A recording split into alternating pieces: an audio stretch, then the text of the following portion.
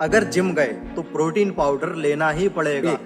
बेटा अगर टीनेज में वेट लिफ्टिंग करोगे, अगर छोटी उम्र में जिम जाओगे तो आपकी हाइट रुक जाएगी। अगर लड़कियां जिम जाएंगी, वेट ट्रेनिंग करेंगी तो उनकी मर्दों जैसी भारी बॉडी बन जाएगी। जिम करने से आपकी बॉडी टाइट हो जाएगी।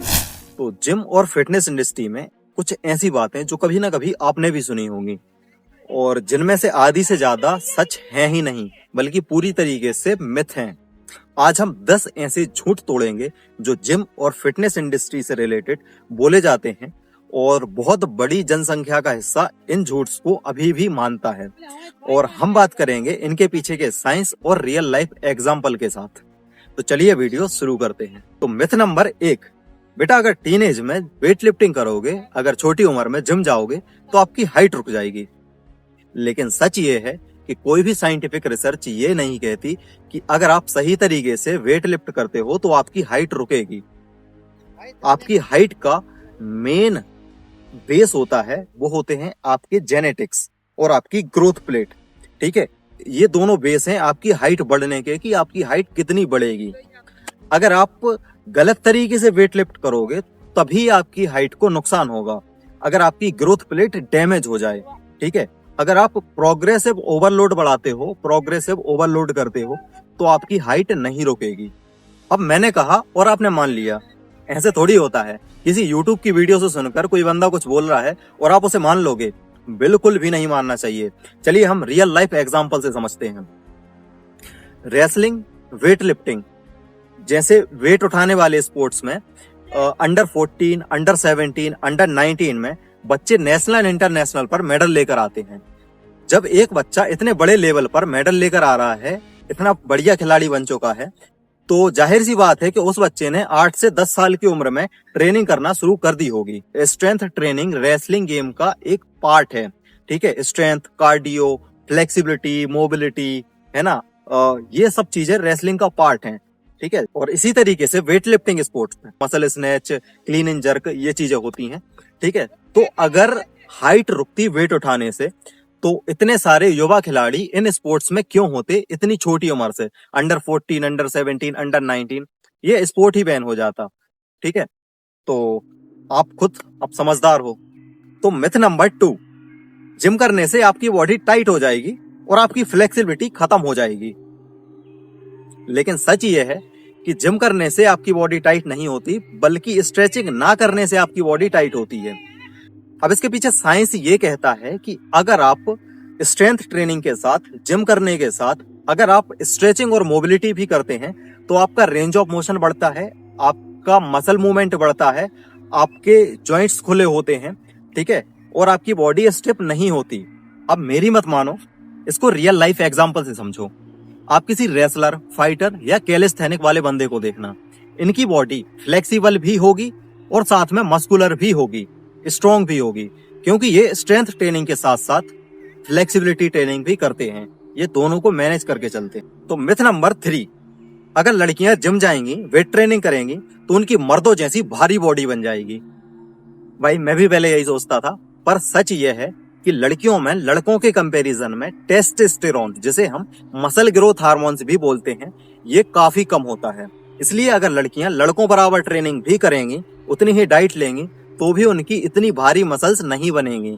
आपने इंस्टाग्राम पर या सोशल मीडिया किसी चैनल पर ऐसी बॉडी बिल्डर लड़कियां देखी होंगी, पर असल में वो स्टेरॉइड्स पर होती हैं।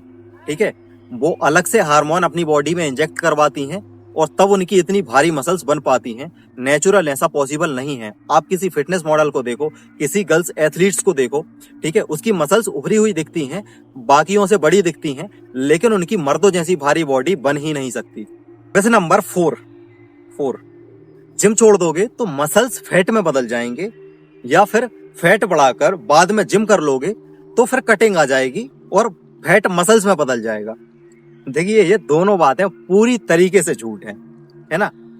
आपका फैट, आपके मसल्स दोनों अलग अलग टिश्यू हैं। ठीक है, ये दोनों एक दूसरे में नहीं बदल सकते किसी भी हालत में। ठीक है, तो मिथ नंबर 5, अगर जिम गए तो प्रोटीन पाउडर लेना ही पड़ेगा। देखिए ये बात पूरी तरीके से झूठ है कि अगर हम जिम गए तो हमें प्रोटीन पाउडर लेना ही पड़ेगा।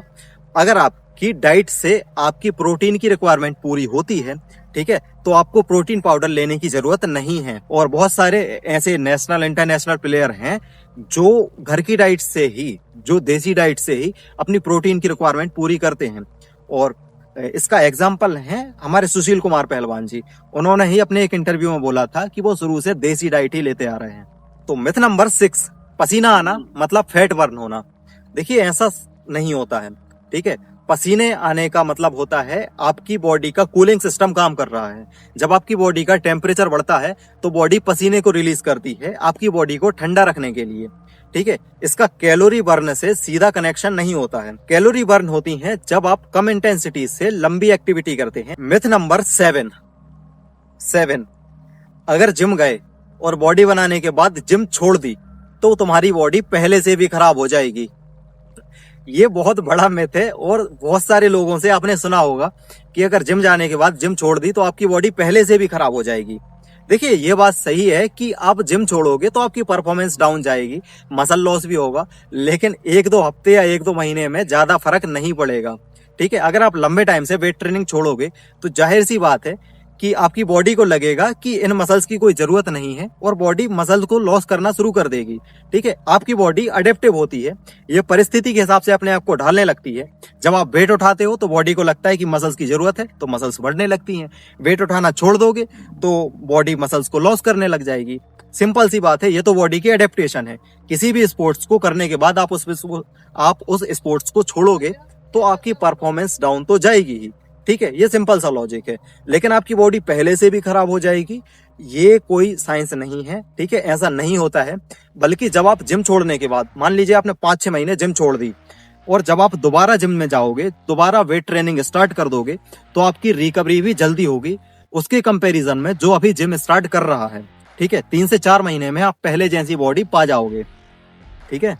मिथ नंबर 8, जितने ज्यादा रेप्स उतने ज्यादा मसल्स। मतलब जितने ज्यादा पुशअप लगाओगे, जितनी ज्यादा पुलअप्स करोगे एक सेट में, उतने ज्यादा मसल्स होंगे, ठीक है। देखिए ऐसा नहीं होता है। मसल्स ग्रोथ का सबसे तेज और सबसे सेफ जोन होता है 12 से 15 रेप्स, ठीक है। मैं बिगनर्स की बात कर रहा हूँ, ठीक है। और प्रोग्रेसिव ओवरलोड, एडवांस एथलीट 7 से 10 रेप्स की एक्सरसाइज भी करते हैं, लेकिन बिगनर्स के लिए 12 से 15 रेप्स लगाना सेफ माना जाता है, ठीक है। और प्लस प्रोग्रेसिव ओवरलोड, और वेट इतना होना चाहिए कि 12 से 15 रेप्स में ही आपकी मसल्स फेलियर तक पहुंच जाए। बहुत हल्के वेट के साथ बहुत ज्यादा रेप्स लगाना, इससे आपकी एंड्योरेंस बढ़ेगी। हो सकता है एक हद तक आपकी मसल्स भी बढ़े, लेकिन वहां पर उसकी ग्रोथ रुक जाएगी, ठीक है। बॉडी उसको अडेप्ट कर लेगी। जब तक आप उसे वेट नहीं बढ़ाओगे आपकी मसल्स ग्रोथ नहीं होगी, सिर्फ एंड्योरेंस बढ़ेगी। मिथ नंबर 9, हम सिर्फ कार्डियो करके फिट हो सकते हैं। देखिए ये बात पूरी तरीके से सही नहीं है। हाँ, कार्डियो आपकी हेल्थ के लिए अच्छा है, लेकिन आपका मेटाबॉलिज्म बढ़ाने के लिए, आपके मसल्स ग्रोथ के लिए सिर्फ कार्डियो काफी नहीं है। एग्जांपल से समझो कि मैराथन रनर वर्सेस स्प्रिंटर दोनों फिट हैं, ठीक है, लेकिन दोनों की स्ट्रेंथ में और दोनों की बॉडी शेप में बहुत बड़ा फर्क है। तो मिथ नंबर 10, एब्स की एक्सरसाइज करने से पेट की चर्बी घट जाती है। और आपने बहुत सारी यूट्यूब वीडियोस में या बहुत सारे लोगों को बोलते सुना होगा कि एब्स की एक्सरसाइज करो, ये वाले क्रंचेस करो, ये वाली एक्सरसाइज करो तो आपकी पेट की चर्बी 15 दिन में, 1 महीने में गायब। लेकिन ऐसा नहीं होता, ऐसा पॉसिबल ही नहीं है, ठीक है। बॉडी के किसी एक पार्ट से चर्बी को हटाना पॉसिबल नहीं होता, ठीक है। अच्छा एग्जाम्पल से समझो, आपने किसी ऐसे व्यक्ति को देखा है जिसके एब्स तो निकले हों लेकिन शरीर के बाकी हिस्सों पर फैट चढ़ा हो, हाथ मोटे हो, थाइस पर फैट हो? नहीं देखा ना, क्योंकि बॉडी के एक पार्ट से फैट घटाया ही नहीं जा सकता। तो ये थे फिटनेस की दुनिया के 10 सबसे बड़े झूठ जो कभी ना कभी आपने सुने होंगे। अच्छा आप कमेंट में बताइए कि ऐसा कौन सा वो झूठ है जो आप अभी तक मानते आ रहे थे, ठीक है। और इस वीडियो से आपको क्या नया सीखने को मिला। मैं ये नहीं कह रहा कि मैं सीधा बोलूं और आप मान लो। जो मैंने बोला है उसको क्रॉस चेक करो, पढ़ो, समझो, देखो और फिर खुद पर अप्लाई करो, है ना। तो चलिए मिलते हैं अगली वीडियो में। बोलिए जय श्री राम।